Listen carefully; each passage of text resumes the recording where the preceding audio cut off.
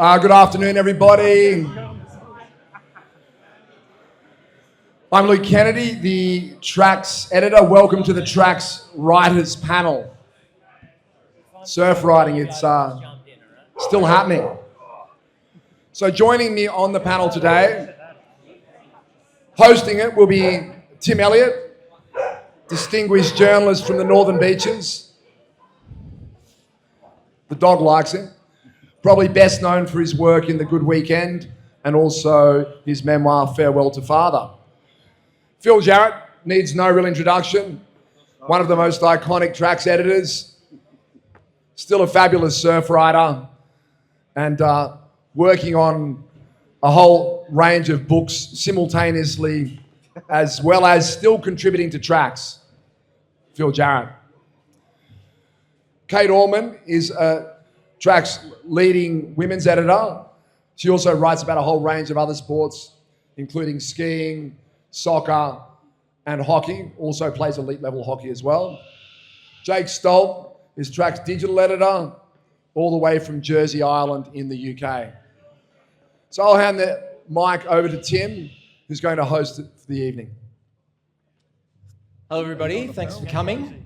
I'm very stoked to be here with this amazing panel and to be hosting this event.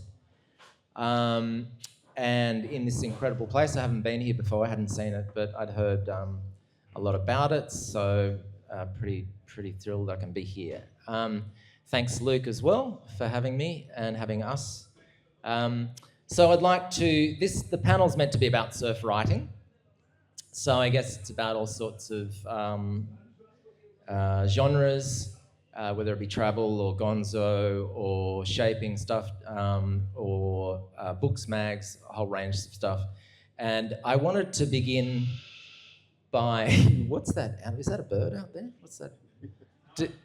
That pterodactyl sound out there. It's a cockatoo. It's a cockatoo. What it's a is that? A cockatoo? No, it's a cockatoo. Maybe she had the bird mic'd up. So I wanted to start by pointing out the amazing contribution mags have made to surf culture in Australia. And I wanted to also point out that something that I was talking to another sports journalist the other day, and he was talking, he ghostwrites a lot of books and writes about sports. And he said, we were talking and saying he was writing a book about a swimmer.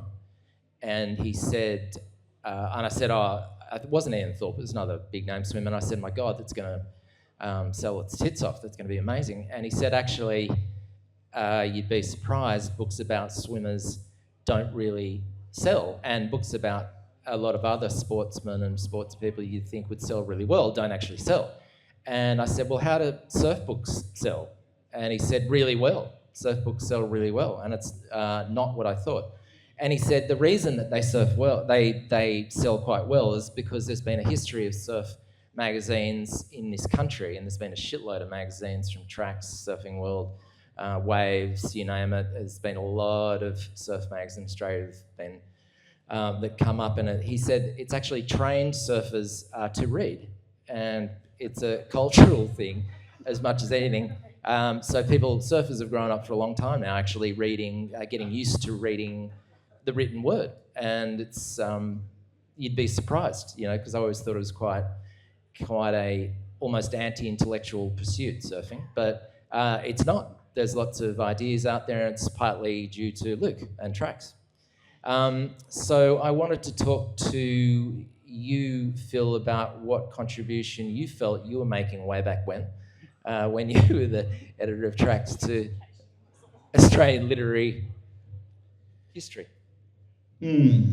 Well, okay, taking your premise that surfing magazines actually taught surfers how to read, taking that to its logical conclusion, didn't work for Michael Peterson.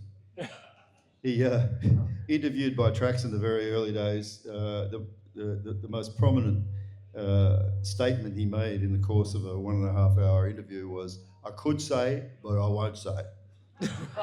And so this is pre-me, by the way.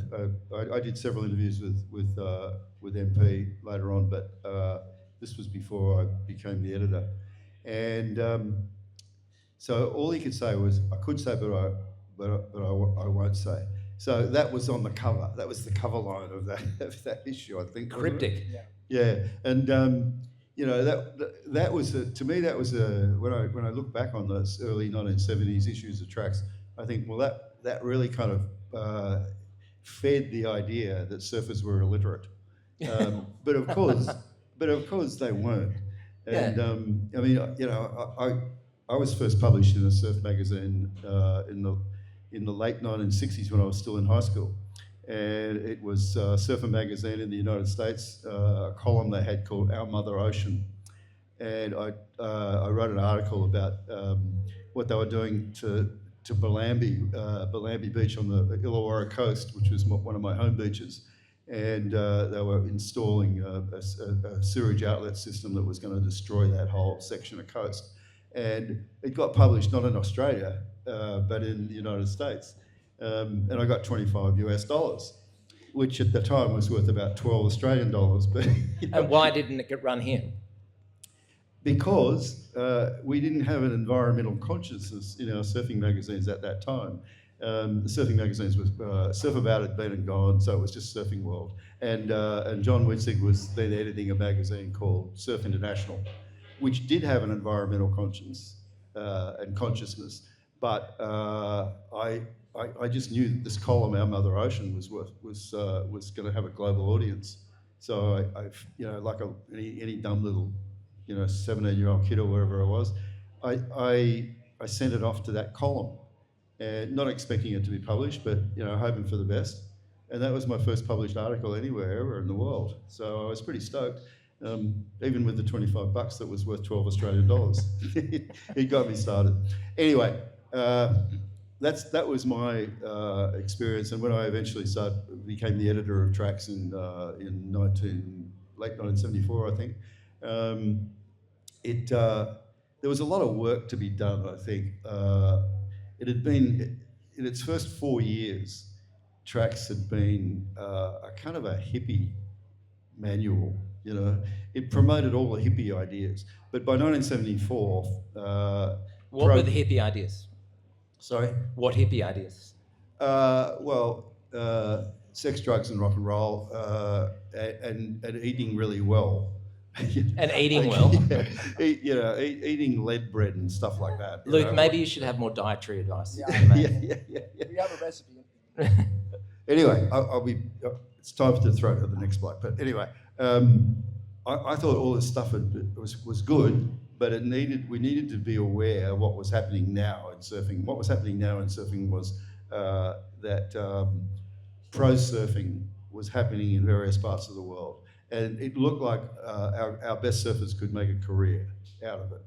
And it wouldn't happen overnight, but by 74, 75, it was starting to happen. There was money in Australia, and the Surf About, the Coca-Cola 2SM Surf About kicked off in Sydney in May 1974.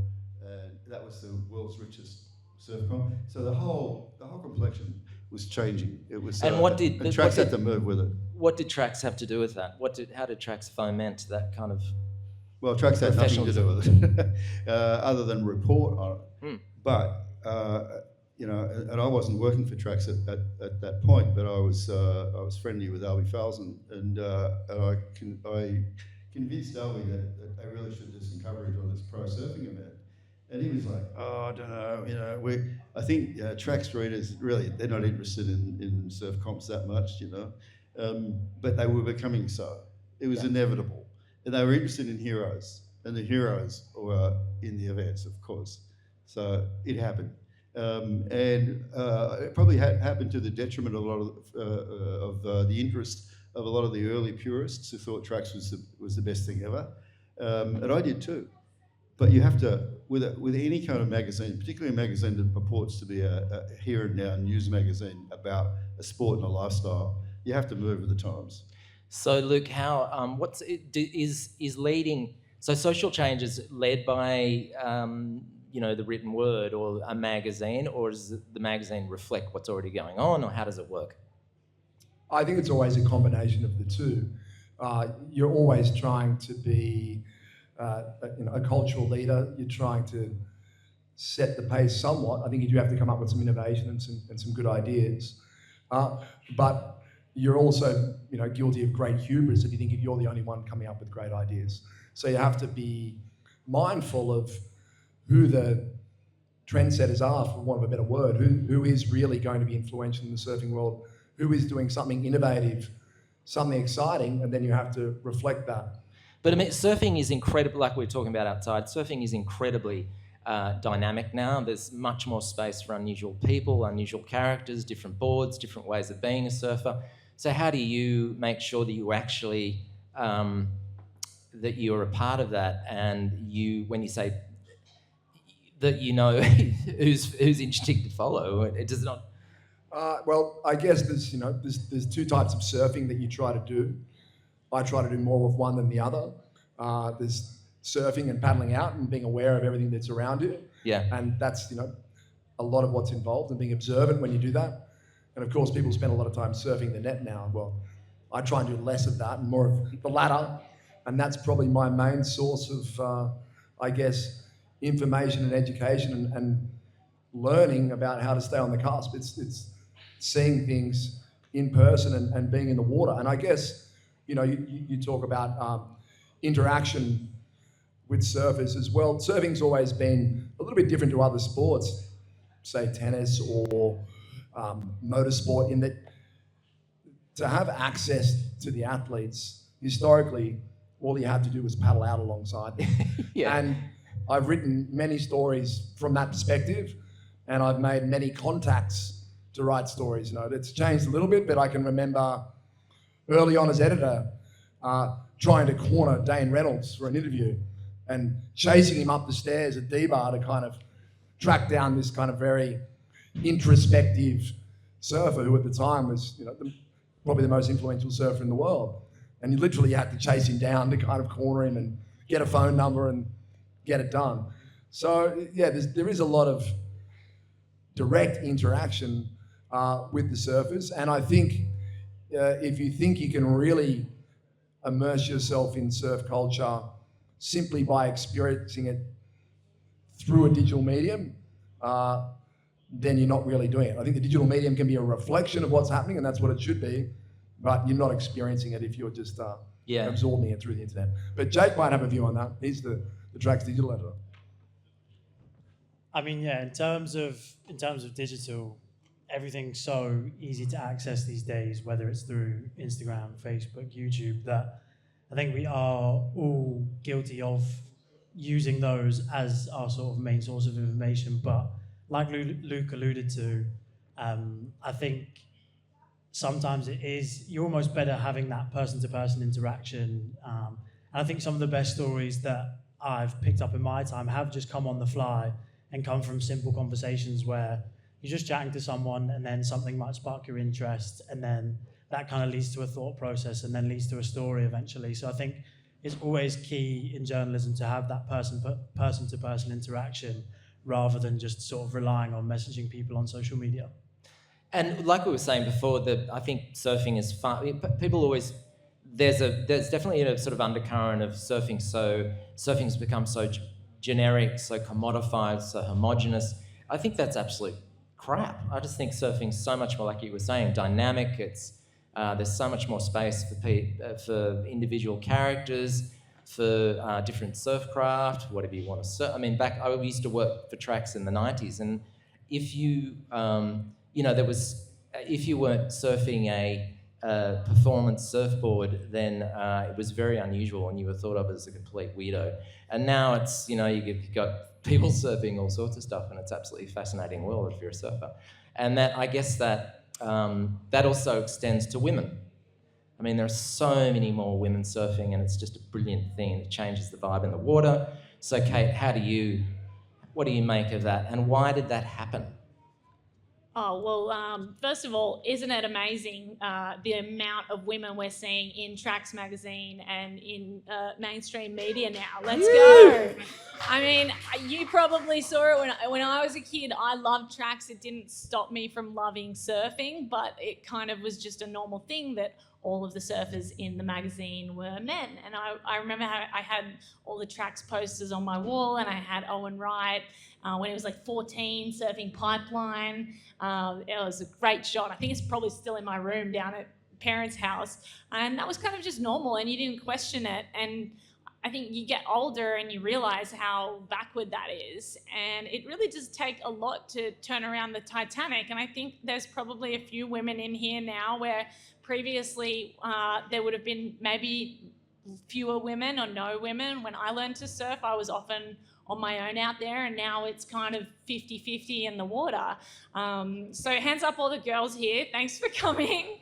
And I think you actually do, and especially in media, you have worked in newsrooms. I'm a journalist in the mainstream media, and the sports areas tend to be captained by men. The bosses are men, and it's not necessarily deliberate, but you do things the way you've always done it, and you gravitate to what you know. And men do know men surfers, and I think it does take an effort to bring a female voice in, which is what I applaud Tracks for, because they've always really tried to get more women writers and to feature more women, especially under Luke, which is a more recent thing.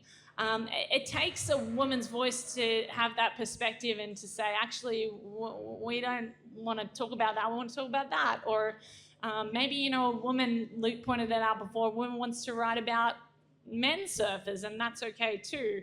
But you have to get women involved, and I think that's what's changed now. It's not just a bloke space now, and I think it's really cool. I mean, some of the young women that are coming up through the ranks, Molly Picklum is the hottest ticket.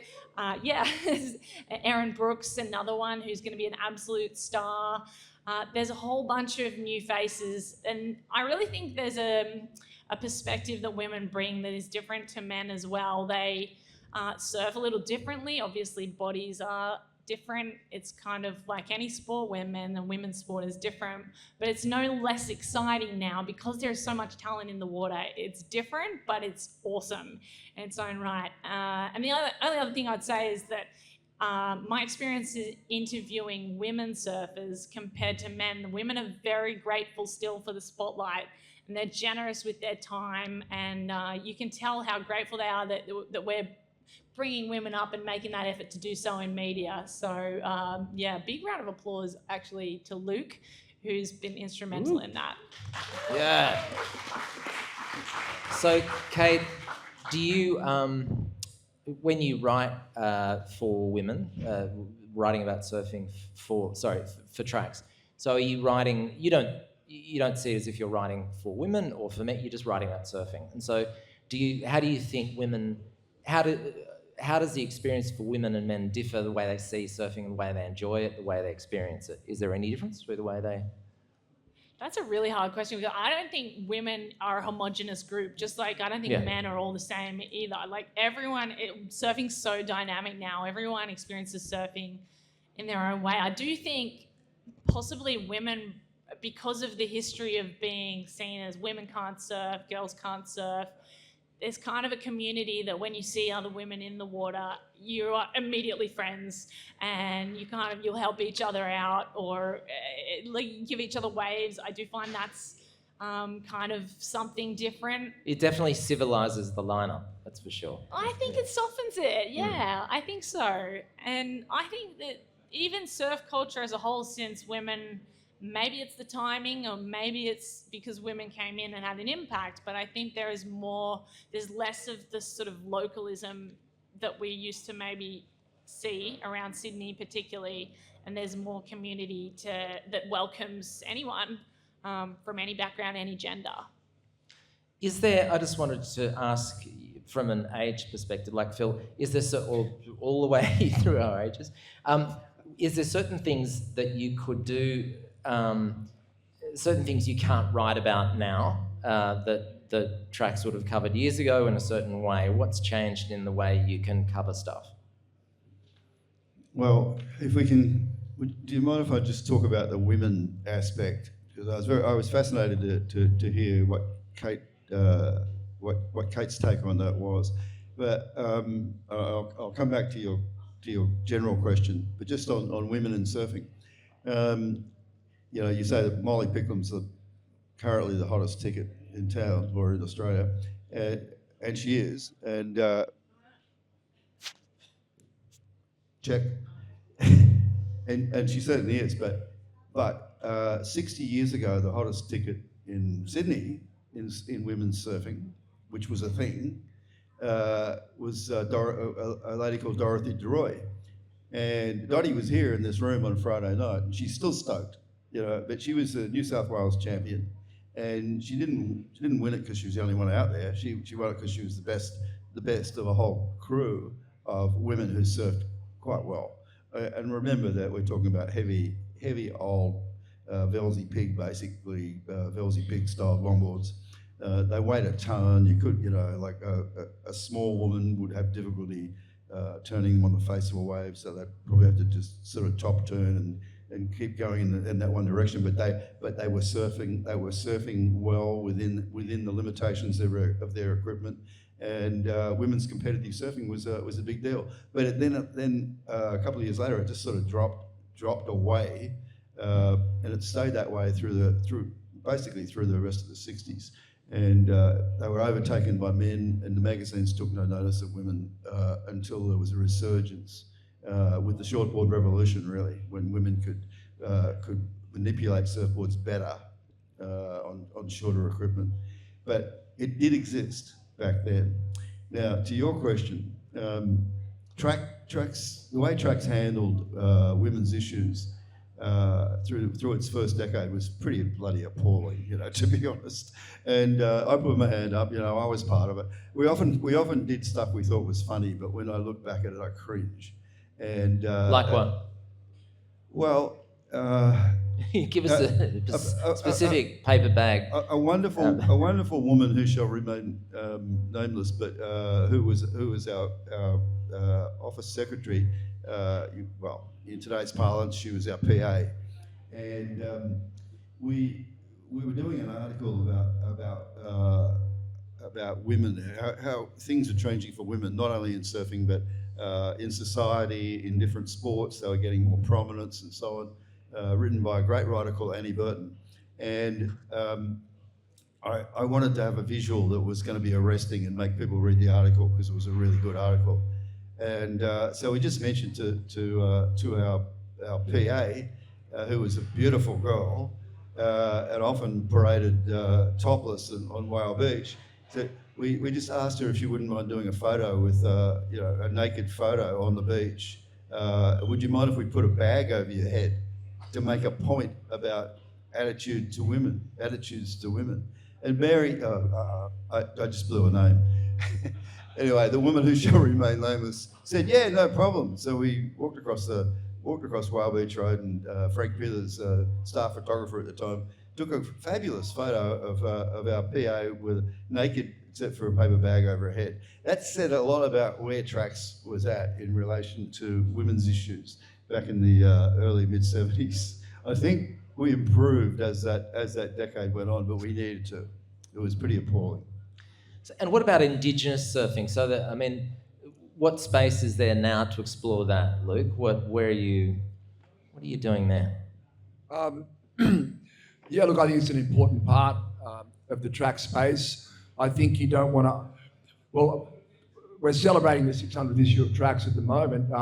And also, what sort of pitfalls are there in a culture that you're sort of sticking your fingers and spreading out the areas that you might not have been game to do or weren't even an option, like Indigenous surfers and stuff, and now you can, but that comes with certain pitfalls. Yeah, that's right. So, I mean, the 600th issue is about to come out, and I can tell you it features, you know, two Indigenous surfers prominently. Robbie Page is one, and Talia Redguard, and both of them talk openly about their connection to their Indigenous culture. And it's, you know, that's an important part of their identity, an important part of their surfing life. I think it's important not to try and overplay the card, because then you do become guilty of, you know, cultural appropriation and trying to simply look like you're doing it in a token manner. Yeah. So you definitely got to be cautious in that respect. But there are certainly a lot of great Indigenous stories to tell, and we try to tell them and tell them in a respectful manner.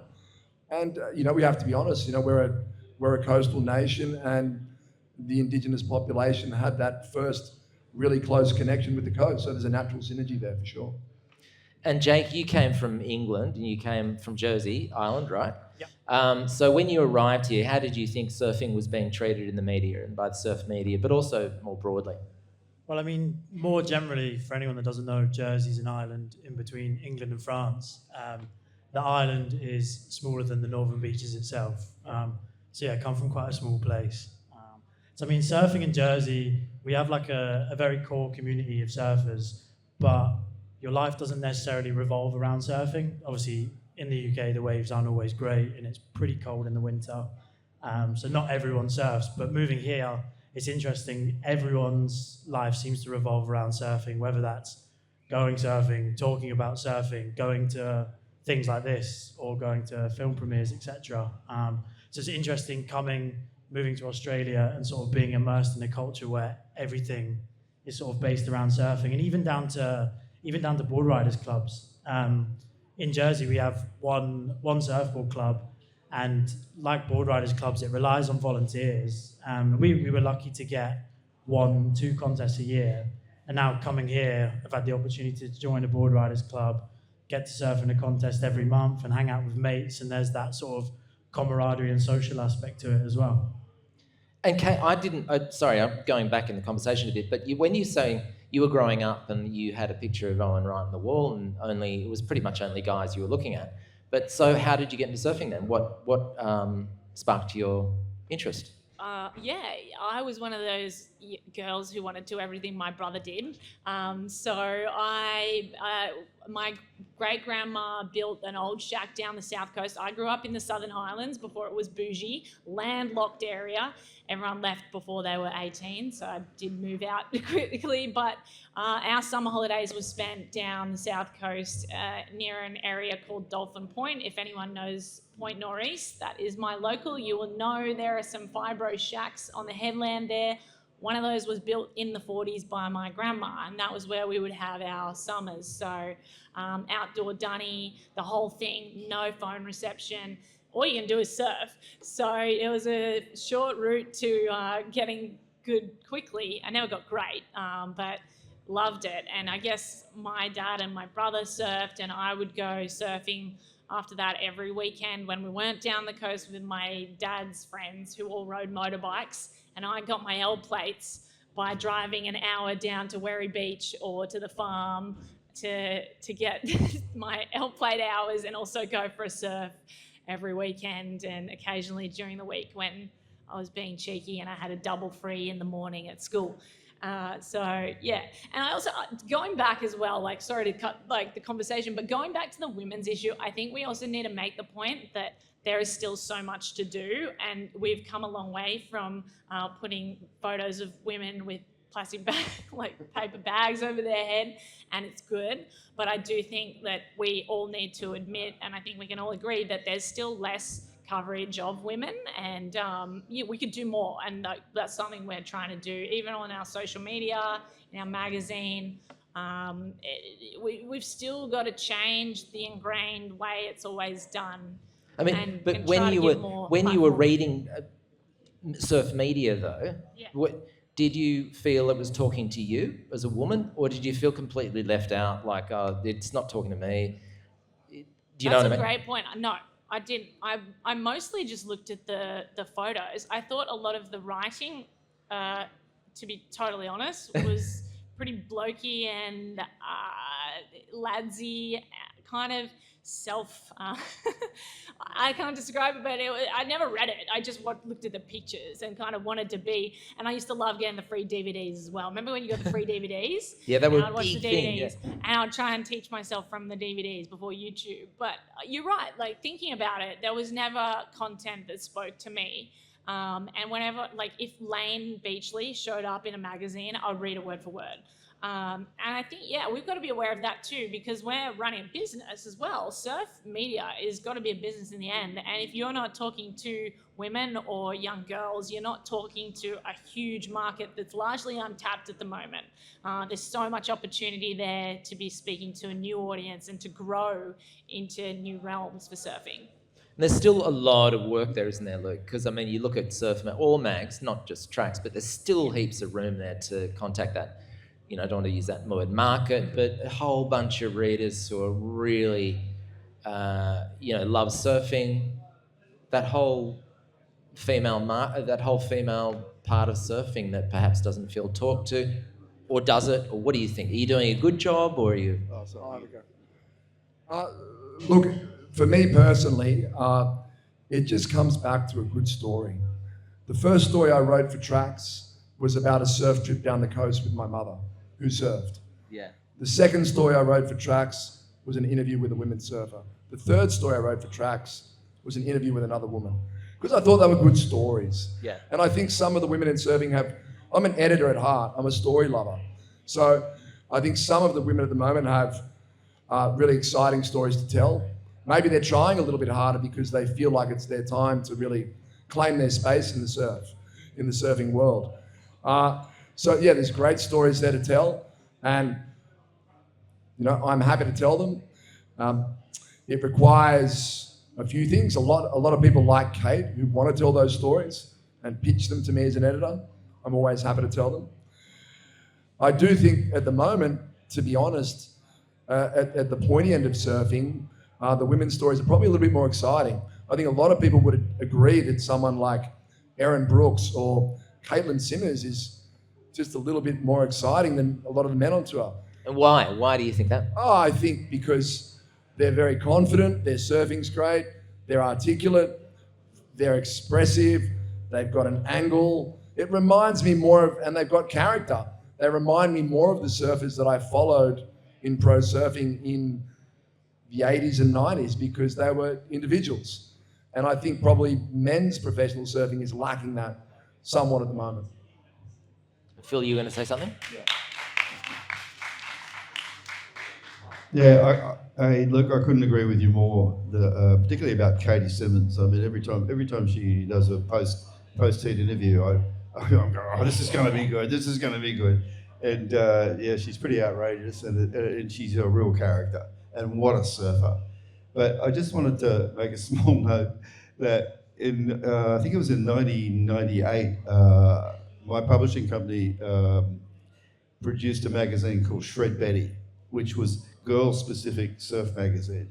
And naturally, our first issue had Lane on the cover. In '98, she was the biggest thing going around. And we did 3 issues. And more or less at the same time, Pete over at Surfing Life, who had much deeper pockets than me, he brought out a women's magazine as well, and he swamped the market. So we were the second choice, and we faded after 3 issues. But then women's surf magazines just went away, right? And over the last 25 years, I don't think that they've really reappeared, because women don't want to read about themselves in a women's specific publication. They want to be part of the whole game. And I think that's a classic demonstration of how women have positioned themselves or repositioned themselves and said, well, we're as good as the guys. We want equal prize money, we want equal coverage, and they get it. They're getting it now. Obviously there's still a ways to go, but it is happening. So, Kate, you reckon women don't want to read about women in surfing? I think you got to remember at that time that the women weren't necessarily welcome in the water, and I don't know if you knew what was going on. Thank you, but we were bullied out of the water at that time. I didn't grow up in that time. We've all seen Girls Can't Surf, the film. That was going on. It was dangerous for women, and if you can't surf, you can't be interested in surfing, and you can't be interested in reading surfing. So there wasn't necessarily the environment for that market anyway. There are a couple of female-only magazines now. They're quite big social media followings. Actually, Jake, you would know about some of them that are run by young girls that are doing pretty well. What are they? What's the one that... Mermaid magazine, run by Jessie and her sister Starling, is one. There are a few in the US that are kind of big. I agree. I totally agree. We want to be part of the bigger picture, but I think we need to remember all of the social context that came through in surfing. And for women, only recently have we really achieved 50-50 in the water. And so achieving 50-50 voice in media coverage, I think is still lagging. There are great stories and Luke is doing a great job and there are people making effort, but I think in the end, women want to be involved in the decision-making of that coverage as well, and they want to help script the narrative. And just when men kind of say, this is what women want, that infuriates me. And I know it probably annoys everyone, because we want to be involved and say, hey, that's like what we want to read. It's not for a man to say what we want. Yeah. Sorry to get all feminist. I think as well, when it comes to us as a surfing media company, I think we have like a duty of care, and we should be a trusted voice, and we should be reflective of the times, and we should be touching on issues that are ongoing in society today. For example, recently, I don't know if anyone saw, but obviously the WSL is going to Abu Dhabi next year for a wave pool event, and Tyler Wright, who's obviously a really famous Australian woman surfer, she is a lesbian, and so there's been a massive sort of discussion, and there was outrage from Tyler's brother Mikey with regard to the fact that the WSL is going there, and that's somewhere where that is sort of frowned upon, and so that puts her in a difficult spot, and the WSL are quick to paint her with the LGBTQ flag and advertise her in that way, but now they're suddenly sort of essentially being hypocritical and going the other way by going there. So what sort of message does that send? And I mean, as a surf media company, that's something that we ought to be covering. It's a story I'm working on at the minute. And if you look across the media landscape, I don't think that's been, since that sort of come out in the past couple of weeks, it's not necessarily been massively reported. No, what did he? So Mikey Wright was saying that Abu Dhabi, was it? Yeah. What was his argument? That it was that was hypocritical of the WSL to go to Abu Dhabi. I mean, I don't know the exact ins and outs of the law, but his argument was that identifying or being lesbian or being part of that, you can be given the death penalty for being. So that his argument was that how can you go somewhere like that and you're happy to? I think in previous endorsements and advertisements they've sort of embraced Tyler Wright and the LGBTQ community in that sense, but now they're going to Abu Dhabi, where it kind of puts her in a tricky standpoint. Does she look at the World Cup though? Look at the Soccer World Cup. Yeah. Golf, everything, it's money, isn't it? Yeah, it's all money. Yeah. So, I mean, back to the point of the fact that we're a trusted voice, I think we have a duty of care to report on those things and make people aware of those situations. Yeah. And Ben Mondi did that very, very well in just in recent days. Nobody's talking about it, right? I don't know whether Waxhead's in the room tonight. Maybe he'd like to say something, being an employee of the WSL. But I think I personally think that they're making a blunder. I know many other sports have already subjected themselves to the Middle East wash, but I think it's a shame, as I thought it was a shame that professional surfing continued in South Africa during the apartheid years. I think it's a retrogressive step that pro surfing is making a big deal about the Middle East right now. Do you mean a retrograde step it's not making more of a? I think we should not be there. I think you should say no to this, to the oil dollars, and say no. We've got if Tyler Wright is going to be threatened with the death penalty, which of course is overstatement. But what does Tyler Wright say? But it is in the statute books. Well, I think Mikey's doing the talking for her. But why? Why would Mikey be doing the talking for her? What does she think? I mean, Tyler posted on her Instagram. I don't want to speak for her, but I think her partner, actually her wife, posted a very emotional post. Tyler's probably worried that she doesn't want to post something because she is employed effectively by the WSL, but her wife did post the death penalty and sort of made a statement. So what do you think would happen to her? What would the WSL do to her if Tyler Wright said, "This is fucked. I can't. I feel uncomfortable going to Abu Dhabi because they don't like homosexuality." I don't have an inside word to the WSL. I would probably defer to one of these guys maybe, but from what I understand, it wouldn't be a good move for Tyler to speak negative against. career move.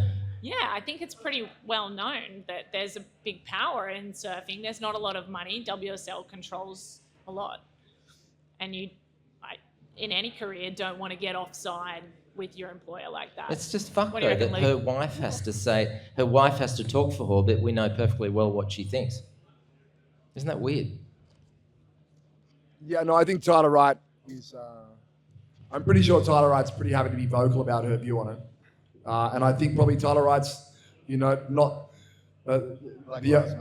Yeah, I think Tyler Wright's probably not the only person who will fall into the category either. So, I think it's a watch this space situation, and it's a question of whether or not initially Tyler Wright can win some support close at hand from her peers and from certain people involved with the WSL, and whether it evolves into a genuine standoff. It's going to be interesting to see. But I think, look, the idea that I guess surfing is ducked and weaved, politicized, being political at that level for a while, and at some point you have to confront these situations.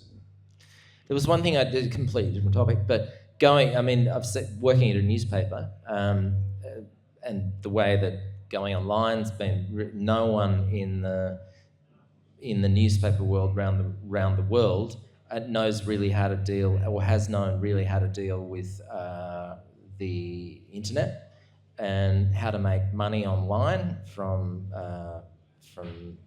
news, writing news. So what do you think how are you dealing with that? Is there still, for example, a place like Jack Serong?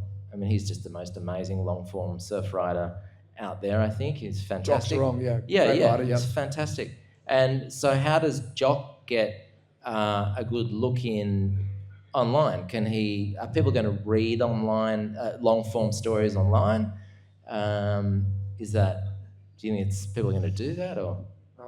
All those things can be tested by artificial intelligence and algorithms to see how long people are paying attention to particular articles. So that's all quantifiable. I certainly hope they're happy to read online. He's fantastic. Jock's great. Yeah, I read his novels, but I prefer they read it in a magazine. To be honest, yeah, I still love a magazine. I will openly say that I blame the mainstream media for the whole problem, because they made it free from the outset. Yeah, it was a big mainstream mistake. media sets the pace, sets the agenda. They made access to the internet free. So by consequence, both they and everyone else are playing catch up. Yeah, everybody expected. Result. We're like, oh, news is free. So there's these newsrooms that cost billions of dollars to run. Everybody is going, oh, great, I can get access to that story that's taken a journalist 3 months to write. That's great, I'll get it for free. And set a really bad precedent, and now we're all trying to correct. I put it back on you, Tim. Like, you write fantastic long-form articles for The Good Weekend, all of which are printed in a digital format also. Do you have any concept of how many people read your articles long-form in a digital space? Well, it depends which stories, because now they've got this... long-form does actually rate, but it does actually get read online. I personally, like you were saying, I'd prefer to read it on a page. Yep. But interestingly, they have kept funding Good Weekend magazine, even though we've still got a big team of sub-editors. We've still got an amazing team of designers. We have autonomy. We can basically do whatever the hell we want. We've got a big travel budget. Still, I cannot believe the money they put into that mag, and it's because actually people still read it. I don't know how long it's going to go on for. I don't know. I don't know whether it'll last, because making money out of it's hard. It'd probably do better if it wasn't wrapped in a 100-page ad for Harvey Norman. Okay, well, you pay more fucking money for it, and we wouldn't have to get Harvey Norman to advertise so much. I used to love the Sydney Morning Herald, but I don't go near it anymore, and I can't go near the Murdoch media, so I'm left with the Saturday paper. That's about it, and that's about 16 pages because it's got no advertising. So, but it does have a couple of good essays in every. I just don't know how the paper like Saturday paper survives. I just don't know how it does it. You know, they rip off their contributors. They rip off people.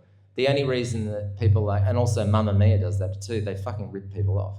And that's the business model is now we have to get Harvey Norman, we have to get whatever advertising we can, and either that or something like, you know, the Saturday paper just steals money from people who want to write, they just pay them nothing.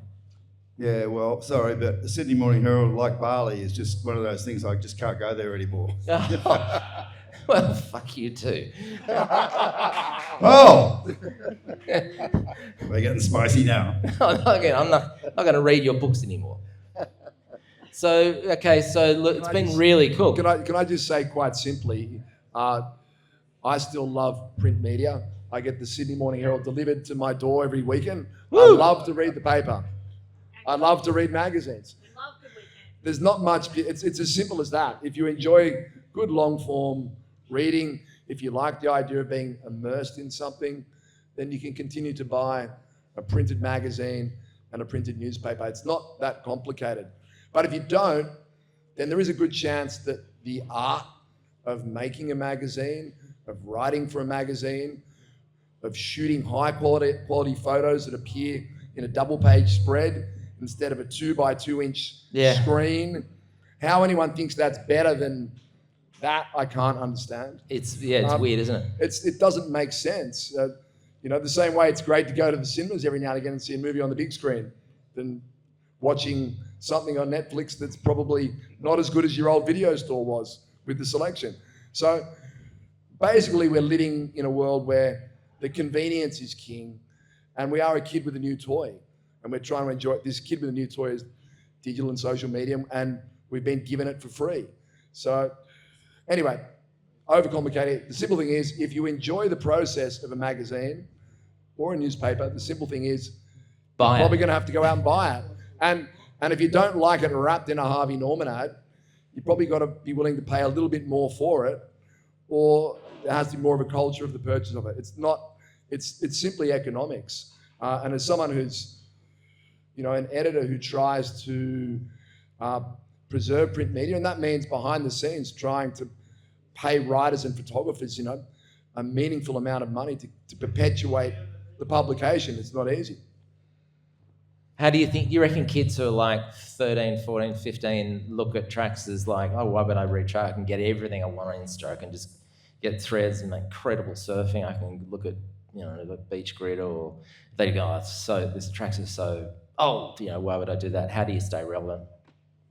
I mean, it's an interesting concept. I mean, I guess from all of our perspectives as journalists, we're perhaps a little biased.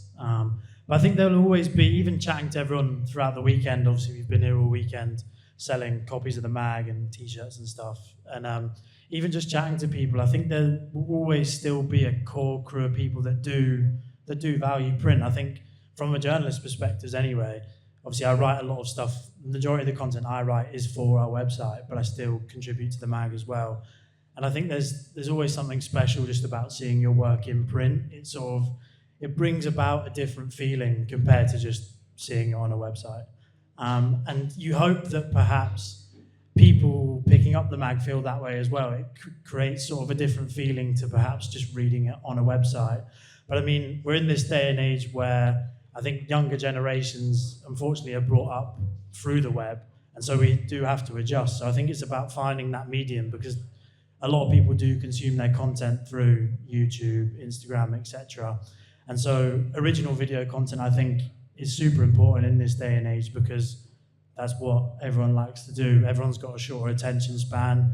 Everyone sort of prefers to take things in visually rather than read necessarily. So I think it's about finding that happy medium, because there is, amongst our audience, there is a lot of different people, whether that's the younger crew that want to watch the videos or whether it's people that have subscribed to the mag for years and still want to read it. So I think it's about finding that happy medium, really.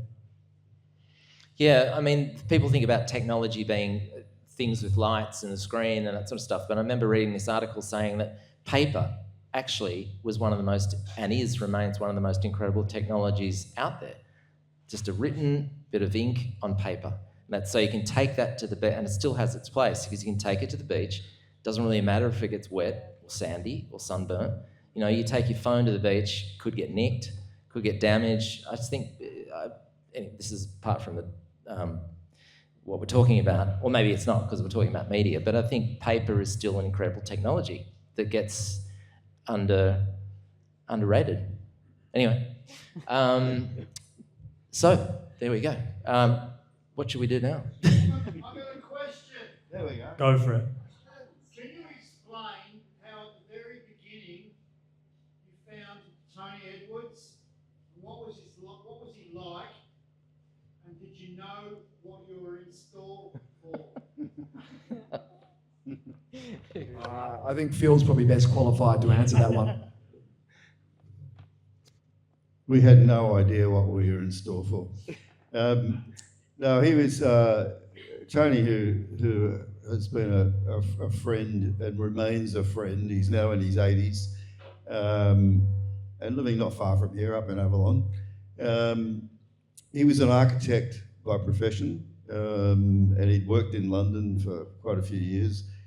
His main claim to fame as an architect was he designed the Royal Dunny at Buckingham Palace. And yeah, I think he was like, ship's cat. He helped a team of architects design the Royal Dunny, but he was very proud of that fact that he designed the Royal Dunny. And back in Sydney, he lived in the inner city. He'd never surfed in his life, but somehow he got caught up in the idea of a surfing pig. And he showed his work to, I think originally he showed it to David Elphick, who was one of the founding editors of Tracks. And David thought it was pretty good, and he in turn showed it to Albie and John Witzig. And everybody, I wasn't around, I came a couple of years later, but everybody thought, wow, this pig is pretty obscene, it's pretty raunchy, but we'll give it a bash. We put paper bags on girls' heads so we can get away with this. And it developed an immediate following. It started out, I think, Luke's more keenly aware of the early issues than I am, but I think it started out as a half page, and it soon became a full page. And it became emblematic of what Tracks is, humorous, raunchy kind of approach. It was sex, drugs, rock and roll, and surfing, But all chucked into the mix. And he pulled it off. He pulled it off for many years, and then went away. Decided he'd had enough of it. And also, he and I were Tony Edwards and I were the surf reporters on 2JJ. From its inception in 1975, and the ABC had set up some sort of telephone link, and I would report, whereas Shane Steadman would get up early in the morning, patrol the whole northern beaches, and come back with a surf report for 2SM. I would look out the window, and the ABC would ring me, and I would give a surf report based on what I could see from my window in Whale Beach, and then Tony Edwards, in his character as Captain Goodwives, would be linked in, and he'd say, Jarratt, you're full of shit. You are full of shit. You haven't even gotten out of bed yet, you bastard. And this developed a bit of a cult following, not for me, but for Captain Goodwives on Double J. So it was bigger than Tracks for a while. But so this guy's an architect and he's never surfed. So how does he come up with something that was so foundational to the Australian sense of what it is to surf and to be that? How did he do it? How did he know what was going to be really core and funny to surfers in Australia? Well, he just knew that surfers really enjoyed toilet humour, and he could Smoking joint. and he could draw a really good barrel. You know, so Yeah, what more do crucial. you need? It was fun, but it was just twisted, that psychedelic sensibility. It was just really amazing piece of work. There wasn't much surfing in it. Yeah. There wasn't much surfing. It was about everything else. That's why people outside of surfing started to read it. It wasn't a surfing-based comic. And you're running more of the strips, right? The old strips. We had a whole section where, a period there where you talked earlier about what can you and can't you run in the modern context. We cannot get away with running all of the old Captain Good Vibes. And we had to kind of sift through to find the ones that we could, and we reran them. And then a couple of issues ago, we invited Tony Edwards to do an original Captain Good Vibes illustration for the cover, which was, pretty cool, of Sydney Harbour with Captain Good Vibes basically looks like he's just taken over Sydney Harbour. And you can still check that out on our website. Surfing a barrel over the Opera House or something. Yeah, more or less. Yeah, I think he was Yeah. sitting on top of one of the buildings as a wave came through the harbour. Yeah. And Tony Edwards is still as good as ever. Yeah, but if you want to buy one of his landscapes, it'll cost you a little bit more than a copy of Drax. I bet. Yeah, sorry, question? Yeah, grab this one. There you go. Yeah. What advice would you give to any young person or anyone in the room, doesn't matter what age you are, about starting their own independent magazine in this new climate? Yeah, you deal with digital stuff. Yeah. Talk about moving. Yeah. What advice would I give? God, that's a good question. Well, in many ways, I guess it's easier than ever. Yeah, I mean, I guess in this day and age, although we obviously see a lot more people that being inventive and forward thinking in that sense, and obviously with access to technology, you're correct, it is easier than ever. I think when it comes down to like the nitty gritty, it's just about understanding your demographic and who exactly you're targeting, because like we mentioned before, there's such a big age range that love surfing, but depending on what age you are, depends on what sort of medium you use for your content. So I think that's kind of key when deciding on what you want to do. Do Do you have any more advice, Luke? He's definitely got some. I've never started a magazine. I've been fortunate enough to be the custodian of a magazine with a great legacy. So starting one presents an entirely different proposition. But I would say if you were to do it, you've got to make a pretty sudden impact, and then you've also got to be able to think beyond issue one. You've got to be able to think, okay, what are the first 6 issues going to look like, and what are the themes? You want to surround yourself with some really talented, creative people, because it's very hard to do it all on your own. And they're probably the key elements. And you need to think about what are the issues that are going to excite and engage people within, and that might be within a very small niche. Yeah, I guess because it might be easier to do it than ever before, but the amount of noise out there, cutting through the noise would be incredibly hard online. If I can just make a quick point, I started 3 magazines, all of them prior to the internet revolution, which changed everything. And you see the colour of my hair? that will tell you something. It was a stress. Each of them was a stressful experience, and one of them was quite successful. Two fell by the wayside pretty quickly, but one was quite successful and ultimately killed by an exchange rate issue. An international problem, beyond our control. But while we never made much money out of our self-started magazines, I remember them as being amongst the best years of my life. It was the most creative years of my life. And still, sorry? I can't hear. Speak up. Why were you so special?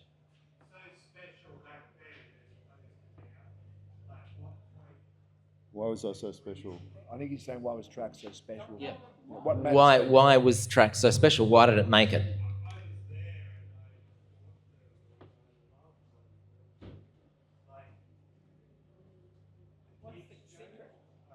Are you saying why was Tracks so special?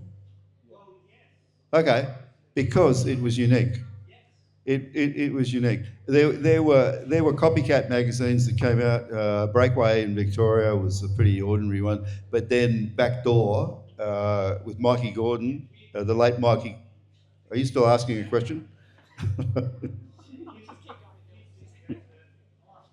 Okay. I think that's the short answer, mate. Whatever the rest of the stuff you were talking about was, I missed it. But the short answer is, it was a unique publication at a time when youth culture was really becoming a dominant feature of Australian society, and that's why it worked. So one quick one back to the point of the independent magazine as well. I know obviously life's a lot more complex than this, but I think as well, just be brave and go for it. No one sort of got anywhere by saying no or hesitating. So just give it a crack. Yeah. Is he still going? He's still going. One for Jeff. My favourite page was the second last page, the big don't argue with Gus. The second last page of Tracks, the big don't argue with Gus. Yeah. What's the story behind that, and who's the journalist? And I loved the way that was written. It was just a beautiful piece of writing, because you get right to the end and you go, well done. Yeah, I think that was sort of the big don't argue with Gull Alder. That falls into a sort of a window between Phil's tenure and mine. I think Wayne Dart's in the room. He's probably better equipped to answer that question. Yeah. But I think we might wrap it up there. Beyond listening to us talk, there's some great bands playing later on tonight. So we'd love you to hang around.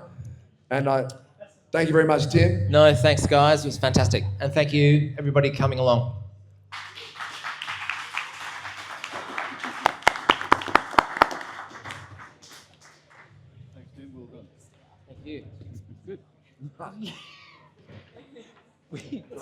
Thanks, mate. Going on a bit there. Thanks so much, Jim. Thanks. That was great, guys. Thank you to the Tracks panel. That was really cool. Such interesting topics, and thank you, Tim Elliott, for hosting that. We're going to invite Almost Toast Band, local legends, to the stage. They'll be doing a couple sets. Also, we'll be drawing the silent auction for the 64 replica Bennett that's been shaped over the weekend. It's going for an absolute bargain at the moment. Details is on the Shaping Bay window, and profits to Surf Aid. Thank you, everyone.